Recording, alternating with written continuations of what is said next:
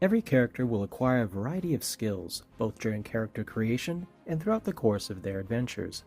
They indicate what the character is trained in and what they can perform well. The Breton system has over 24 skills, not including specialties, that a player can choose from to develop a unique character. In this video, we'll go over the following. Skill levels, the rules involved in how skills start from an untrained state and improve over time. Specialties, more focused forms of some skills and how they are trained. Making checks, what dice to use and how your character rolls to perform actions. Task difficulty, how easier or harder tasks are addressed. And effects, when the results of a dice roll are more than just a simple success or failure. Throughout the video, we'll be referencing this sample sheet of our character, Bonry Andrews. Don't worry if you don't yet understand everything listed. We'll go through this in detail during character creation. For this video, our focus will be on the attributes and skills section of the Breton character sheet. Skills start with no value, not even 0, in them. This represents a skill in an untrained state. Skill leveling works in the following way. Any character can attempt to perform any skill. However, if they have no level at all in that skill, not even 0, then they are untrained and will suffer a -3 dice modifier or DM-3 penalty when using it. Improving a skill from an untrained state increases it first to level 0. This means the character is competent in using the skill, suffering no penalty nor gaining any advantage attempting to use it. For example, if Bonry were to operate a horse-drawn carriage, that would require using the Travel Land skill, which he has no levels in at all, so he would suffer a DM-3 penalty to the attempt. However, if he were to helm an ocean vessel, that would require using the Travel Sea skill, which he has at level 0 in, so he would suffer no penalty nor gain any advantage to that attempt. Once a character gains additional levels in a skill, each level grants an additional DM+1 towards using that skill. For example, Bonry has level 1 in the melee blade skill, meaning he'll gain a DM+1 advantage when using it. If he had level 2 in melee blade, he'd gain a DM+2, and so on. A skill can be improved up to a maximum level of 4. And finally, some skills are inherent to a particular combat style or calling.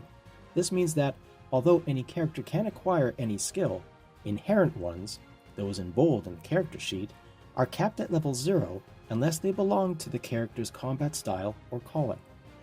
With Bonry being an explorer, his inherent calling skills are medic, navigation, and survival.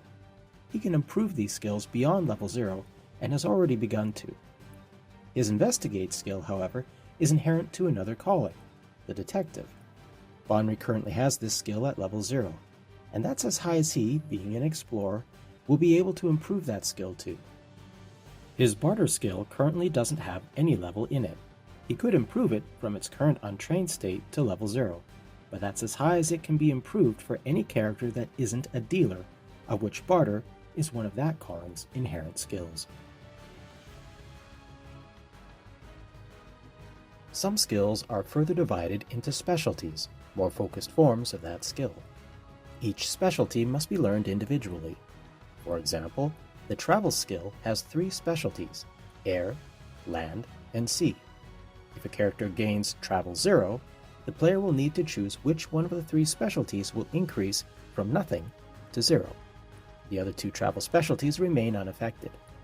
If, however, the player already has travel land at level 0 and gains travel 0, then they will choose between either the air or sea specialty to increase to level 0. Most actions that a character performs are checks that involve rolling 2 6-sided dice and adding any relevant dice modifiers.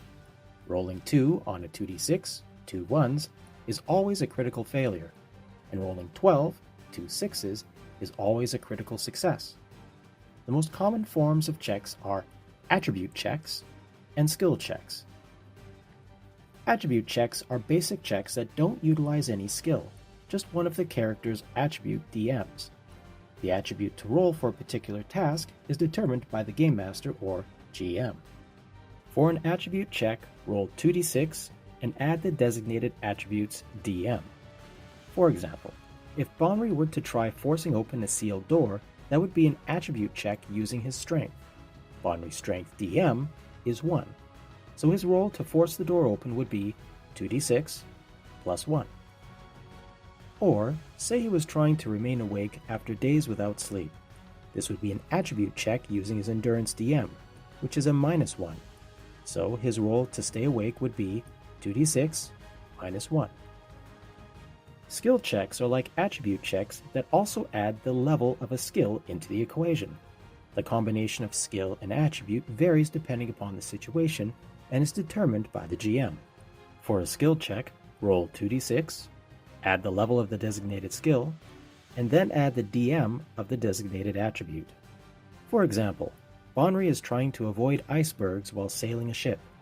The GM decides this is a travel sea skill using the dexterity attribute. For Bonry, his travel sea skill level is 0, and his dexterity DM is 1. So, his roll to avoid hitting icebergs would be 2d6 plus 1. Or say he was trying to track an animal in the wilderness. The GM decides this is a survival skill with perception. Bonry's survival skill level is 1, and his perception DM is also 1. So Bonry's roll to track the animal would be 2d6 plus 2. When rolling an attribute or skill check, the aim is to roll an 8 or more to succeed, known as a standard 8+ check. However, some tasks may be easier or more difficult to complete than others.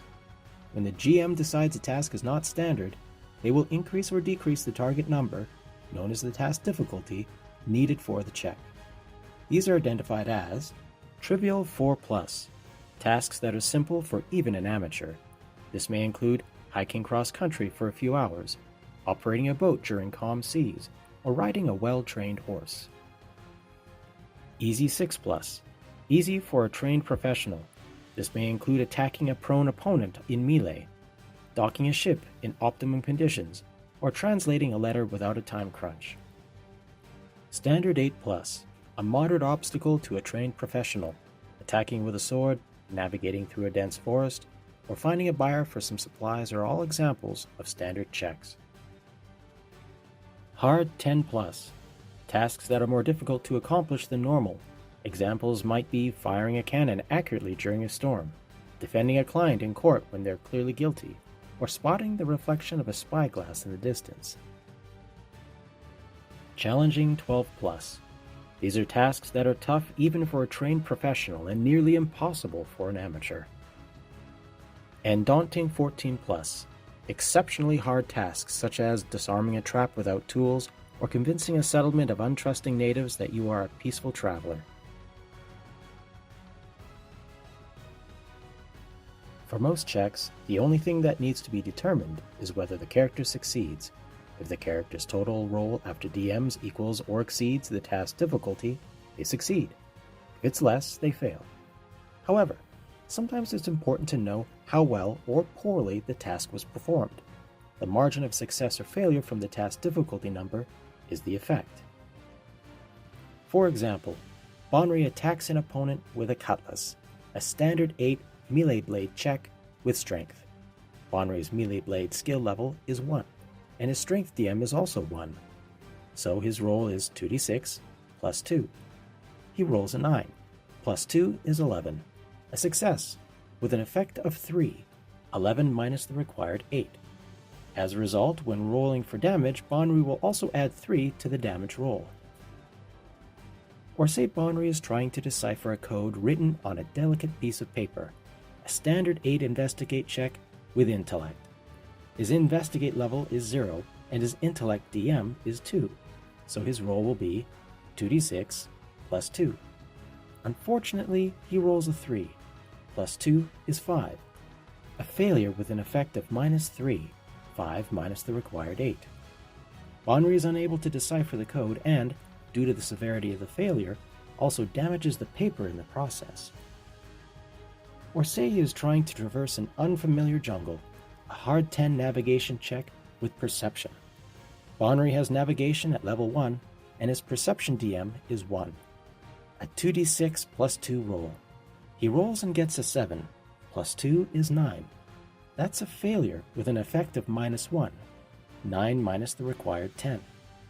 He may still make it through the jungle, but it takes a day longer to do so. Deciding what skills to acquire and improve fine-tunes your character and what they excel at. Skills are not the only thing, however, that makes a Breton System character unique. Talents also play an important part, and that's what we'll break down in the next video.